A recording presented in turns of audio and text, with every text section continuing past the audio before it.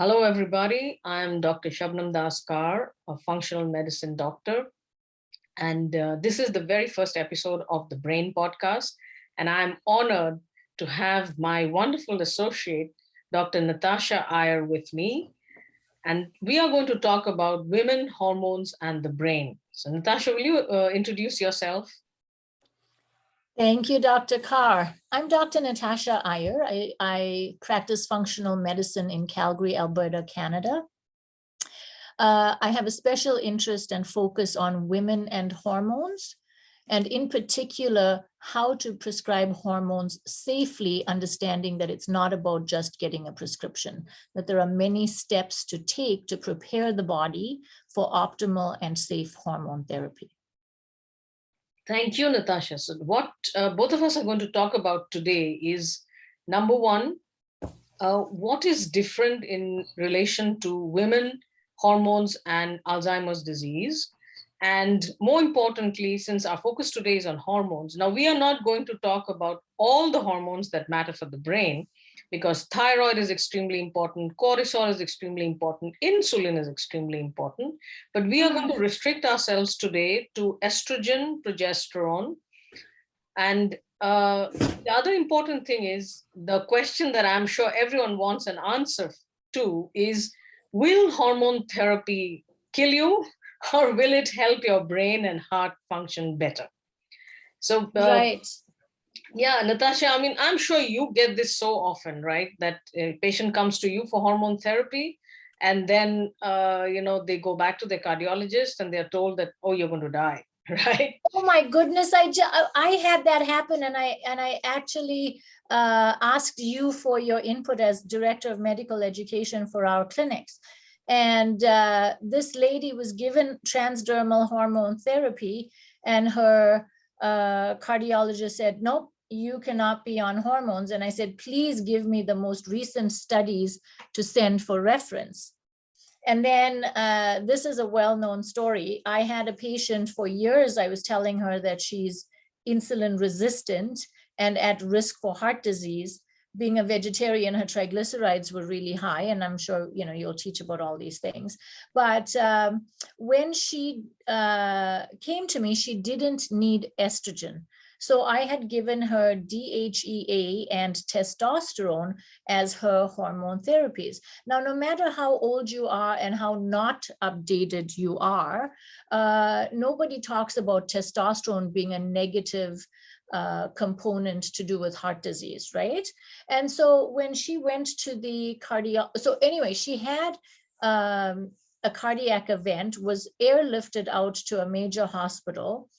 And this was because, lifestyle and insulin resistance didn't make sense to her to change, because she thought she was very healthy as a vegetarian and at the right weight. So, we ended up with a cardiovascular event. And I'm talking about the heart, but the same thing can happen in the brain, Dr. Carr. That's why your little logo has a heart and a brain, because they're so connected, and what happens in one happens in the other. But this particular patient, the doctor said to her, what are you taking? And she said, I'm taking hormones. He didn't ask what hormones she's on. He just told her she had to stop them. They're bad for her. And that was that. Like, there was no further discussion. And I had to laugh because a cardiologist, one, didn't understand that triglycerides were actually a risk factor for heart disease, and pointing to her insulin resistance. And secondly, he didn't ask which hormones. She wasn't on estrogen. Now, I know today you want to talk about estrogen, so we'll stop with my story and let you continue. So, Natasha, I want to talk about estrogen and progesterone. So we are coming to that. And oh, sorry, Dr. yes, Iyer, I did have her on progesterone, okay. testosterone, and DHEA. Thank you. So, and you'll understand why Dr. Iyer and I are so passionate about progesterone, and estrogen is the big diva. So we'll talk about that. And we'll also talk about why hormone therapy got a bad rep some years ago. Right. So going back to cognition and Alzheimer's disease particularly. So Natasha, I don't meet anyone who doesn't want better brain function. And I'm sure you are likewise as well. Do you find any patient you ask, do you want your brain to function better? She'll say no. She's very happy with where she's at. Yeah. So, and it applies to me and Dr. Iyer as well. We would love to have better brain function or maintain our existing brain function until old age. So, going back to women and Alzheimer's disease, now we know that Alzheimer's disease starts at 20 to 30 years before someone actually develops symptoms. Now, this is information that is not commonly known, I think, Natasha, other than those of us who are bothered about the brain. That is number one. And number two, there are more women with Alzheimer's disease than men. So until a That's few right. years ago, yeah, until a few years ago, the thinking was, oh, women live longer. So because age is one of the biggest risk factors for Alzheimer's disease. And here we're only talking about Alzheimer's disease, but there are many other dementias as well. Alzheimer's is the commonest one. So because women live longer, so it's like, oh, that's why they get more Alzheimer's. But in the last few years, there have been some really interesting research, and I'm going to post the research paper in the show notes.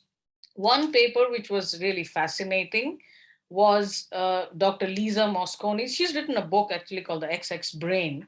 So what she did is, because Alzheimer's starts 20 to 30 years before someone develops symptoms, that period corresponds to the perimenopausal period. So Natasha, will you, for the sake of our audience, will you explain what is perimenopause and what is menopause?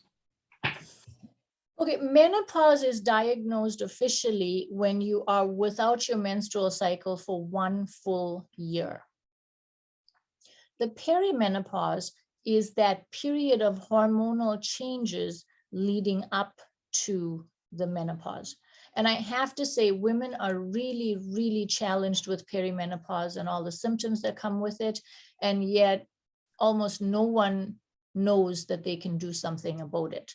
Now, in the perimenopause, estrogen, progesterone, testosterone, all of these hormone levels are changing. And sometimes they're high, sometimes they're low, and not all together at the same levels. So it's a period of fluctuating hormones, and it can be very difficult to manage. Even for me, I've been prescribing hormones for 16 years now. And I have to tell you, there are some women where you'll prescribe and then it just whacks you because their body did something different from what you were expecting. So the perimenopause is a very interesting state for women because they're struggling with insomnia, and insomnia really affects brain function. They're struggling with anxiety, and that's hormone related, but then it's brain affected, right? And so brain chemistry is changing as well based on this.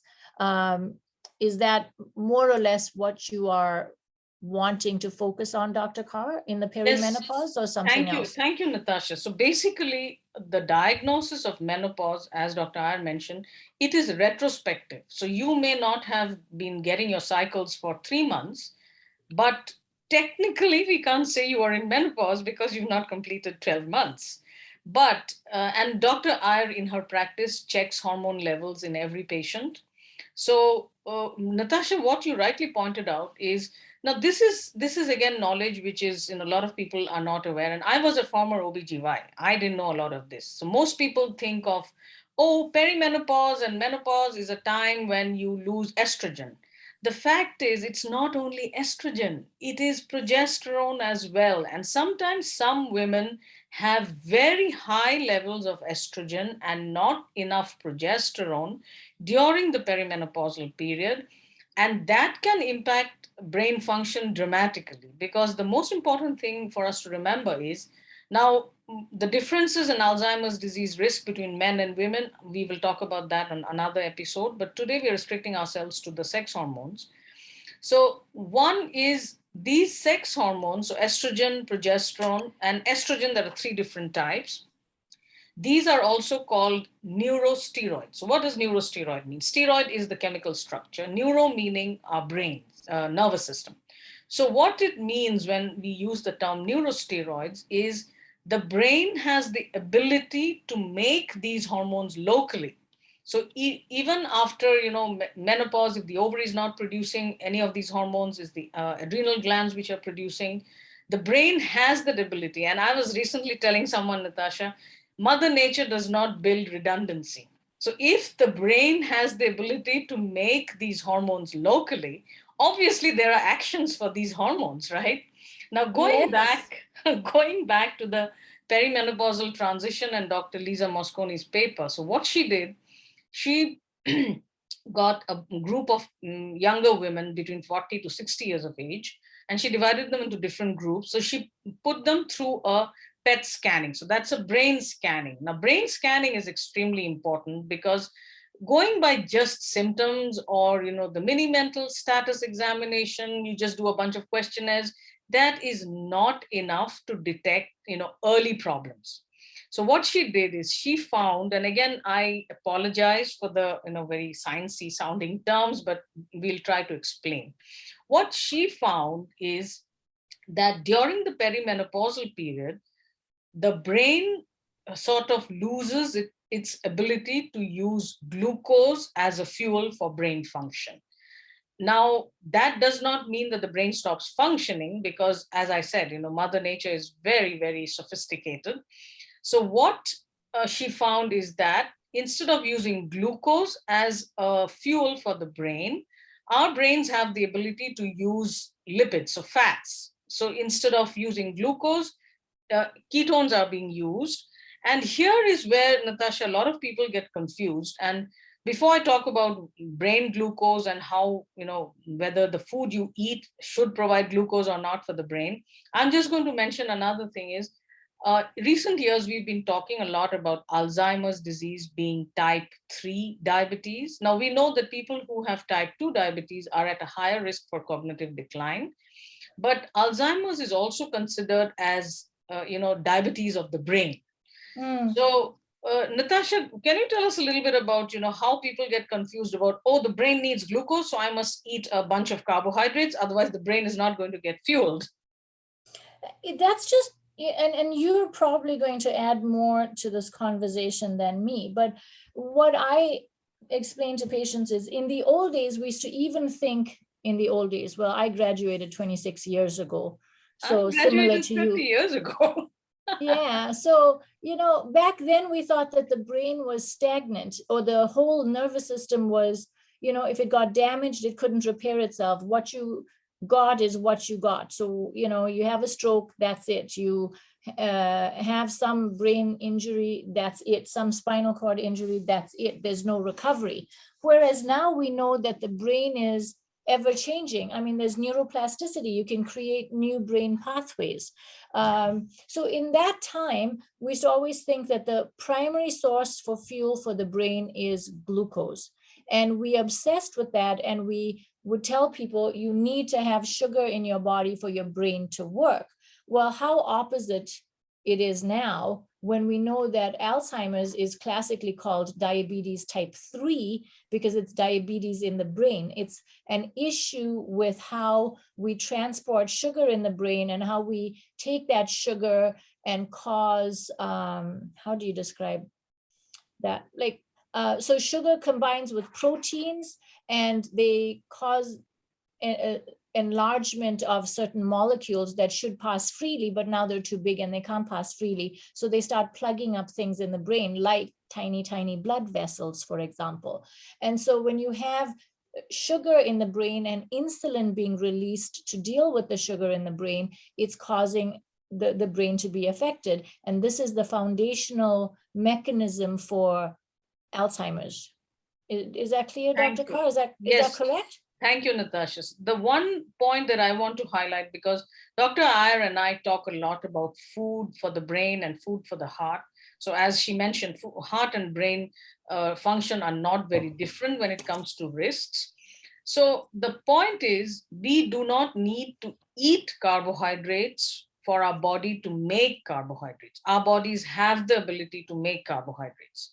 But when it comes to fat, particularly like omega-3 fatty acids, those are called essential fatty acids. So that means our body does not have the ability to make them. So we need to get them either from food or a combination of food and supplements. More about omega-3 and the brain on another episode. It's a lot to talk about. But there are also some amino acids. Amino acids make protein. So there are also some amino acids which are called essential amino acids because our body does not have the ability to make them. So carbohydrate is not an essential nutrient. That means our bodies have the ability to make them. So you don't need to eat sugar or food that becomes sugar. Natasha, I like it how you describe that, food that makes sugar. So, but you do need to prioritize protein and good fat. Anyway, going back to Dr. Lisa Mosconi's study. So what she found is uh, that these women in the perimenopausal period, they were going through something called brain glucose hypometabolism. So brain and glucose, you understand. Hypo is less. So metabolism, essentially the brain was having a fueling problem 20 to 30 years before someone was actually developing any symptoms of Alzheimer's disease. And why is that? Because all these sex hormones are extremely important for our metabolism. There are actually estrogen receptors in the pancreas as well. So pancreas makes insulin. However, what Dr. Iyer and I have are, I'm using air quotes, issues with many of these studies are, they will look at estrogen. Now, there are three different types of estrogen, E1, E2, E3. E2 is the estrogen which has 400 different functions in the body. E3 is the estrogen of pregnancy, and E1 is essentially the estrogen of the menopausal period, where it is also called a potential carcinogen. So higher levels of E1 are related to higher risk for breast cancer. So just an aside, E1 is not a hormone that is ever prescribed as a supplement, as a part of hormone therapy. E2 and E3 are the ones that are usually prescribed. And I'll let Dr. Iyer talk a little bit about how hormone therapy is different in functional medicine world versus in the traditional medicine world. We'll come to that later. So what they found is brain glucose hypometabolism. So obviously the problem started earlier. Now, the most important question, Natasha, everyone will want to know is, will hormone therapy make them feel better? And will it help them save their brains and hearts? So that is where, what recent studies have shown is that there is a window of opportunity. So that is called the timing hypothesis when it comes to brain, heart, and metabolism function. So adding hormone therapy earlier in the menopause versus adding later on in the menopause has a different effect. Now, this does not mean that if you are older and you have sort of missed that 5 to 6 years window, that you should not be on hormone therapy. And Natasha, will you add a little bit there? Because I know you have a lot of older women who are on hormones and they will not stop their hormones, right? Well, I'll classically tell you about two women in their 70s who came to me, right? And so the one lady had severe fibromyalgia, depression, a whole lot of medical symptoms, and by the time we were done replacing her hormones, her and she calls him her sweetie. So they're very much in love after 50 years of being married. But her and her sweetie could go on walks. She could paint the kitchen and the 6-foot fence around the house. They were having sex 3 times a week and enjoying it. And she found her life very satisfying, even though, if you stick with the timing hypothesis, then she should not have been an ideal candidate. She had so much improvement in her mood and mental functioning that she was a retired psychologist. She's quite a remarkable lady. She actually was a pharmacist and at age 50 became a psychologist. So she likes a good brain and needs an amazing brain. But, as she got to her 70, she had to quit her practice and she wasn't coping with anything. And here we are, hormone therapy later, and she's ready to open up her practice again and deal with women going through aging to guide them through. And that was her focus, to have a practice that focused on guiding women through the older years comfortably.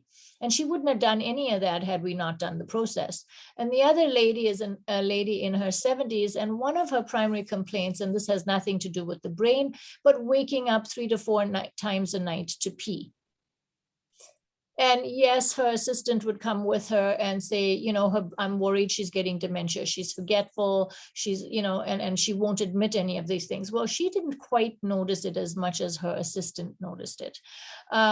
She's very active, golf, spikes, hikes, all of that, but was noticing that her skin was aging, just complaining about general loss of well-being and functioning. And then the assistant was, you have to look after her brain. That's why I brought her here. Like, you've got to fix her brain. And, now her brain works just fine. She is not as dependent on having an assistant to drop her, fetch her, drive her around, and all of those things. She is doing so much better. Never mind that she found a boyfriend 20 years younger than herself and is having a great old time. In fact, she said, thank God I have brick walls or my neighbors would hear it. And another thing, Natasha, thank you for sharing that. Another important thing is your patients are not just using hormones. They have completely overhauled their lifestyle as well. So more about that later. Going back to yours and my pet peeve is whenever you find people talking about perimenopausal period, menopause, it's always estrogen, estrogen, estrogen. Most people don't even think of progesterone, and progesterone is the sort of the poor cousin which doesn't get the importance it should, because progesterone is a very important hormone when it comes to calming the brain. So that is the reason Dr. Iyer and I have a lot of, and Natasha, so many times I have emailed the authors of these papers. So what happens is, for Dr. Iyer and me, we have to focus on what we call translational medicine. That means a researcher comes up with some research findings. What Dr. Iyer and I are concerned is, number one, how does it apply to my patients and how does it apply to me or to us? Actually, I think I would say, Natasha, first of all, we think of ourselves, right? So going back to our pet peeves about, many of these studies, they only look at estrogen, they look at FSH, LH, those are important, no doubt. But very rarely will you find papers where they look at all the hormones, DHEA, testosterone, progesterone, all the different estrogens, FSH, LH. And I understand it's expensive to do those kind of studies. So that is very important. But before all of that, Natasha, I just want you to add a few words about how did hormone therapy get that bad reputation way back when the WHI study came out, and why do a lot of doctors scare their patient that you're going to die if you're on hormone therapy? Well, first of all, if any doctor tells you that, Shabnam, which year did the WHI come out? It was 2001? 2003. Well, 10 years after the fact, they went back and looked at the data and produced another report on it. So if anybody is talking about the initial WHI, they're really outdated and not keeping up with the science. Yeah. So that's my first comment. Because they went back and reviewing the data, they came up with some very interesting information showing that other than the synthetic progestin, hormones were actually useful for women. But what happened on the initial study is that they used a combination of estrogen and medroxyprogesterone acetate. Sorry, I didn't say that well. But so medroxyprogesterone acetate is a synthetic hormone. The Premarin that they used is an oral estrogen derived from pregnant horses. So still a bit more natural in its source, but the progesterone was completely synthesized. And what they found was that there was an increased risk for heart attacks and cancer in women taking these hormones, and they stopped the study years before they planned to, as they started to notice this increase. Thank you, Natasha. And so what happened is those were oral estrogens, and they also contained the E1. So a lot of that was, so Dr. Iyer and I call them the horsey estrogen. So it also contained estrone sulfate, the E1, which is associated with cancer and all those things. And the progesterone was not a progesterone at all. Dr. Iyer talked about medroxyprogesterone acetate, so MPA. So in terms of the chemical structure of MPA and the oral estrogens, it was very different from what is hormone therapy today. So number one, we do not recommend oral estrogens because it increases inflammation, it raises your risk for heart disease, stroke, all the bad stuff.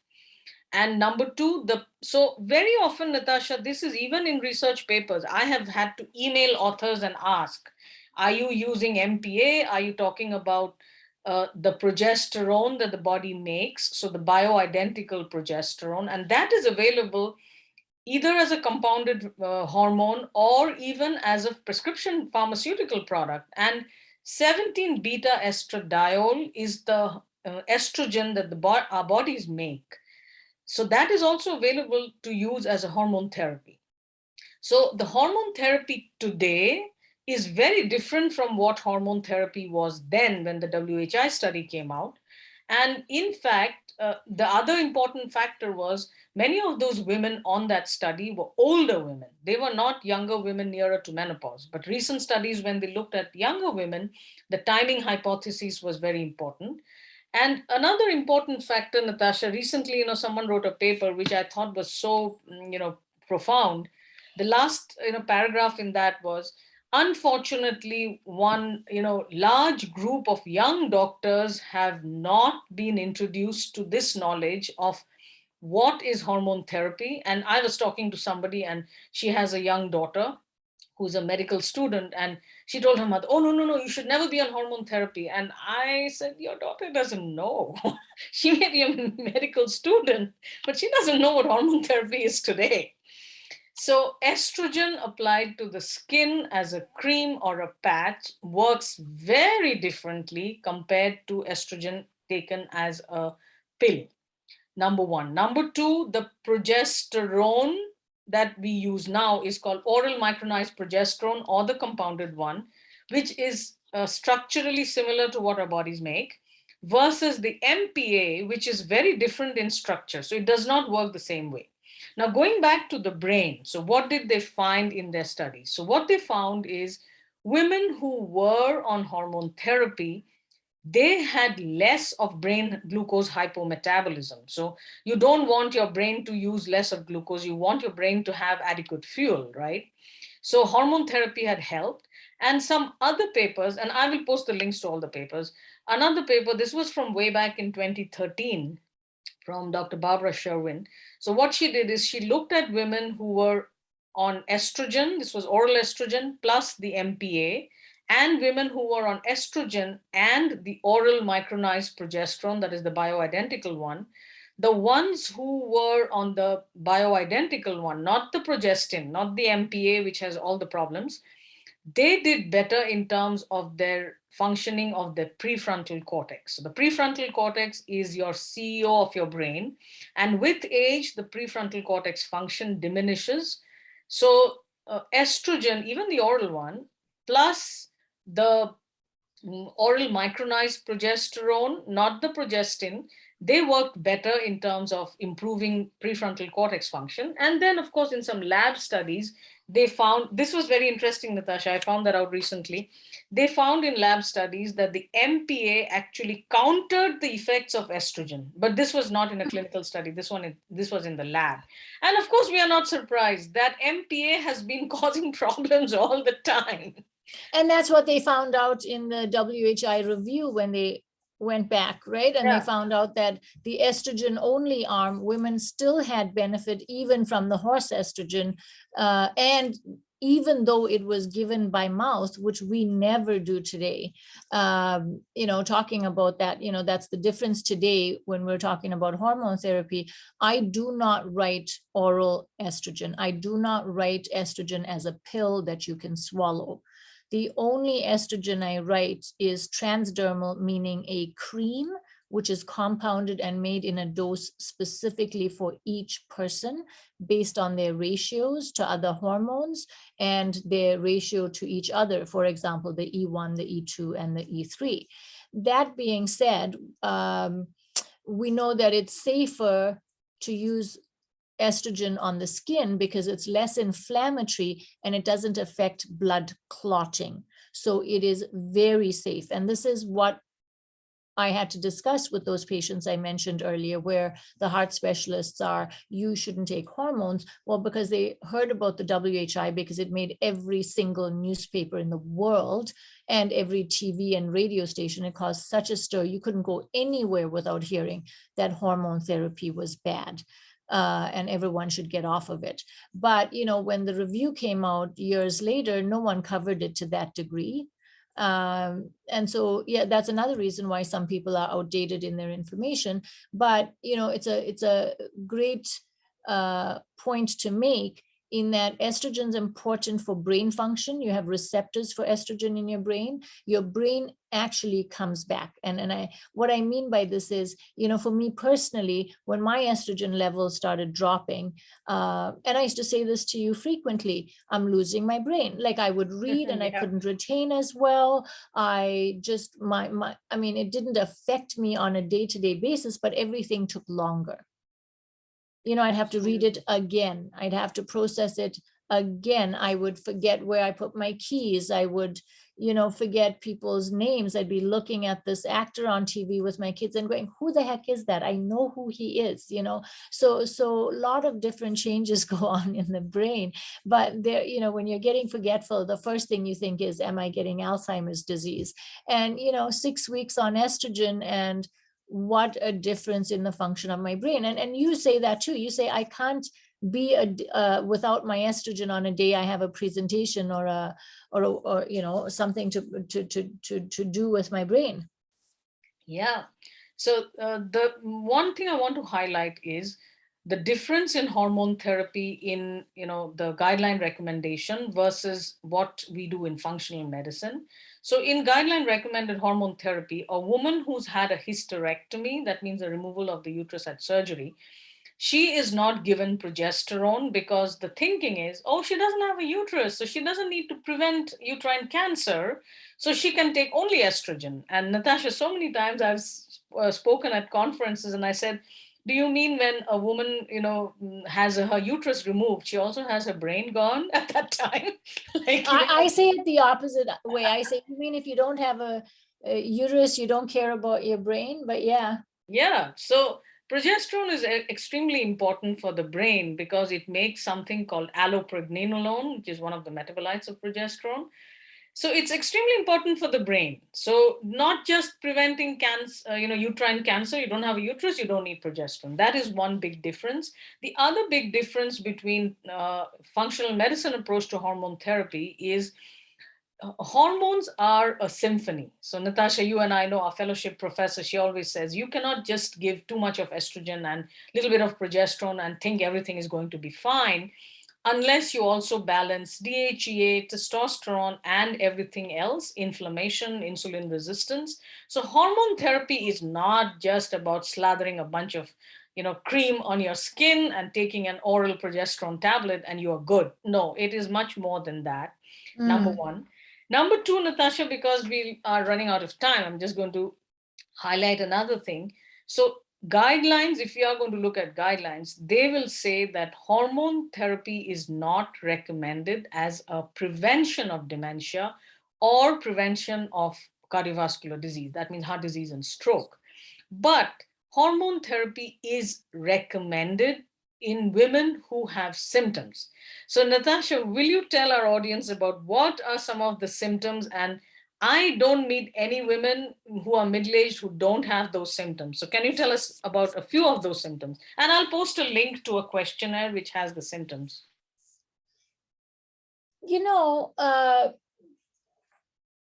Should we start at the top to the bottom or the bottom to the top? Maybe just some of the ones that people don't think are a part of, reducing or diminishing or imbalance of hormone levels. I would think weepiness is one of the big ones. Sorry, weepiness. Yeah, you feel like crying at, even every simple, anything you watch on TV.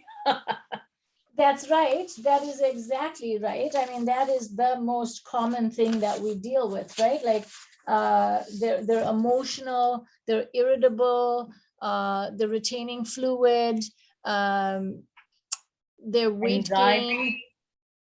Say again? Anxiety. the anxiety, but mood, for sure, Mood, it's yeah. mood symptoms. They're just not feeling as good mood-wise as they might. Now, they won't always say I'm depressed, but depression is a frequent one. Fatigue. But I'll tell you, the more common ones are I'm forgetful, I have brain fog, my brain just doesn't work as well as it used to. And then there's, as you move down, as I was teasing before, it's they'll wake up at night to go to the bathroom to pee. They have vaginal dryness. Intercourse is painful. These are very important to quality of life. If you're not sleeping, your brain is getting affected, because we know your brain rests and repairs while you're sleeping. Well, it doesn't actually rest, it's working, but it does different things while you're sleeping. So if your sleep is interrupted by getting up to go pee, that's making all your symptoms worse, because now you're suffering from lack of sleep. And insomnia is a big one. I mean, duh, insomnia is a big one. Absolutely. And Natasha, very interestingly, you haven't mentioned that the commonest symptom is hot flashes. And that is so interesting, because whenever people talk about menopausal symptoms, the first thing they think of is hot flashes. Now, not everyone may have hot flashes. I did that on purpose. I know. Because everyone assumes that the first sign of menopause is hot flashes. And so if you ask anyone what's a symptom of the menopause, they'll tell you hot flashes. But I will tell you this: estrogen dominant women, so who have in the perimenopause quite high estrogens, can also have hot flashes. So it's not related to low estrogen. I have a lot of women with adrenal dysregulation, so HPA axis dysregulation. The old term was adrenal fatigue. And a lot of women will have normal estrogen and have hot flashes because their cortisol levels are off. And this is why when I introduced myself, I talked about, I love helping women balance their hormones, but there's a specific process to follow. And there's a lot of hormone interactions, as you mentioned, a symphony. And we can't assume that. And I mean, like even brain fog, for example, it could be dysbiosis, it could be insomnia, it could be so many other things other than low estrogen. But as a constellation of symptoms, yes, in the perimenopause and menopause, as we're changing estrogens, we see a lot of brain symptoms. Yeah, and the other interesting thing is many women, and depending on their ethnicity, do not experience hot flashes as much as they do the other psychological symptoms like anxiety, insomnia, and in general, pains and aches of the body. That is much commoner in some people. So, menopause does not mean just hot flashes. And the second important thing is hormone therapy is recommended as a treatment for menopausal symptoms, and Dr. Iyer and I don't meet any women who don't have any of these symptoms that we just listed. So that is what I wanted to highlight. And the other thing is, you mentioned the perimenopause. So perimenopause hormone levels can be really wildly fluctuating. And as Dr. Iyer mentioned, it's difficult to sometimes balance well. So my point is, if you are in that phase of your life, you need to meet a doctor who understands hormone therapy well, and you need to be a little patient, because sometimes it may take a little while to get to your sweet spot, and your sweet spot may be very different from someone else's. So in conclusion, what I would like to say is, number one, if you are Dr. Iyer's patient or my patient, that's different. But if you are, you're looking at hormone therapy and you're going through all these symptoms of the brain and you want to prevent dementia. Another big one, Natasha, we didn't have time to talk about, is blood glucose regulation. Now, again, blood glucose regulation, hormone therapy is not the only solution. Food comes first and rest of lifestyle. But blood glucose levels are, they change during the menopausal transition as well. So if you are, looking at hormone therapy and wondering whether you should, you need to go for hormone therapy or you should not, one is you can do the menopause questionnaire and take those, the questionnaire responses to your doctor, and hopefully your doctor will support you. But not oral estrogens, transdermal estrogens, that is estrogen as a cream or a patch, and oral micronized progesterone, not MPA. Those are the big ones. And again, both of us are not providing medical recommendations on the podcast, but that is very important to know the difference between the different types of hormone therapy. And more importantly, whether hormone therapy is right for you or not. If you've had a diagnosis of breast cancer, definitely hormone therapy is not for you. But there are a lot of other things that you can do for the brain as well. There's nuances to that, because Mm. when you're 5 to 10 years post breast cancer, based on certain other parameters that we would check from a functional medicine perspective, I'm not opposed to treating a woman with estrogen. It just depends on many, many factors, right? But she'd have to be cancer free for a prolonged period of time. And I'll tell you a story just as we wrap up. When the WHI came out, I was working in a small town up in northern Alberta, and the female partner of the practice that I worked for was on hormone replacement therapy. She'd had a hysterectomy in her 40s, she was early 50s, and she was taking Premarin. And when the WHI came out, I was like, oh my gosh, now we got to start taking everyone off of estrogen. And she said, you know what? I will never stop my hormones. And I said, what do you mean? And she said, I will end up killing someone and end up in jail. So I am not going to not take my hormones. They save me. And so I end up with breast cancer. I don't care. I'm checking every year. And back then we didn't even know what functional medicine was, right? So, but she felt that her brain function and her mood and irritability management were important enough to her to take a risk and monitor herself. Today in functional medicine, we have such sophisticated methods to look at a person's risk. And the fact that we're hypervigilant, I just think it's an individual decision. Absolutely. So Yeah. I'm not saying if you had breast cancer, you have a family history, run out and get hormones. I'm saying each person decides what's most important to them. I mean, some people go get their breasts and ovaries removed if they have a family history and risk, whereas others will say, I will change my lifestyle. I understand that I have 80% control over how my genes express themselves. I don't need to end up with breast cancer. I can do the work that it takes and still feel better than ever. And you said no woman will say that they don't want to have a good brain. I don't know any woman who will say, I want to watch myself age rapidly. And estrogen is important for your brain, your bone, your heart, and your skin. It helps you stop aging of the skin. I just threw that in because it's another benefit of hormone therapy. Yeah, and Dr. R is an aesthetic physician as well. So she sees it in real life in her practice every day. And progesterone is extremely important for sleep and reducing anxiety. So it's all about hormonal balance. And I think I will end this episode here. I think we've spoken for quite a while. And all the information and the references will be in the show notes. And goodbye. Take care. Thank you, Shabnam. Take care.